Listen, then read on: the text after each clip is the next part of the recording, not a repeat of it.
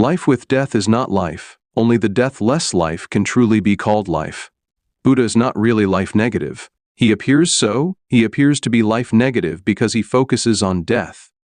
To us, he appears to be in love with death, but he is not. On the contrary, he is in love with eternal life. To find that life which is deathless, he focuses on death. Death is not his love. He has to focus on death just to find something which is beyond death. And Buddha says that if there is nothing beyond death, then life is futile, but only then is life futile. And your life is futile, he says, because your life is not beyond death. Whatsoever you think is your life is just a part of death. You think it is life, and it is nothing but death on its way. A man is born, he is on his way to die. Whatsoever he becomes, whatsoever he achieves, possesses, nothing will help, he is moving toward death. This so-called life is moving toward death. How can we call it life? That is Buddha's question. A life which moves toward death, how call it life? Life which implies death, inevitably, is just hidden death. Not life, it is gradual death. By and by you are dying, and you go on thinking that you are living. Right now you feel you are living, but you are dying. Every moment you are losing life and gaining death. A tree is known by its fruits, Buddha says, so your tree of life cannot be called life because death is the fruit.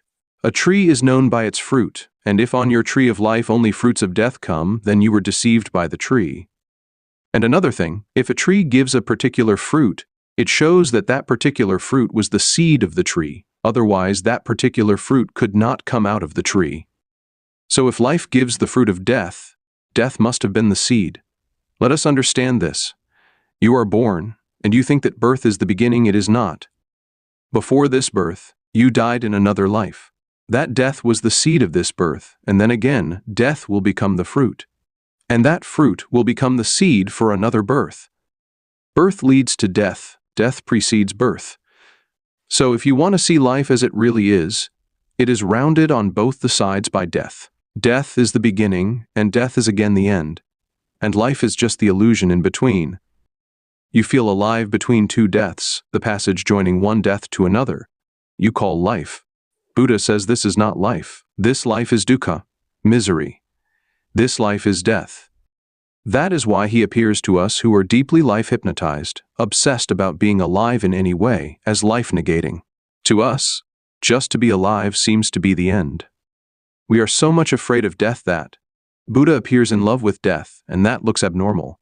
He seems to be suicidal. This is what many have criticized Buddha for. He is not obsessed with death. We are obsessed with life. He is simply analyzing things, finding out what are the facts. And the deeper you go, the more you will find he is right. Your life is overtaken by death, just a clothing. Inside there is death. Buddha focuses on death because he says, if I can find out what death is, only then can I find out what life is.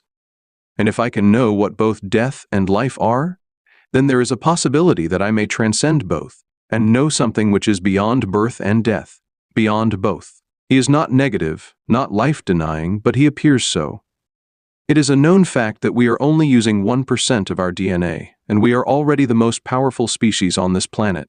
Your absolute and deathless self will wake up soon. It is inevitable.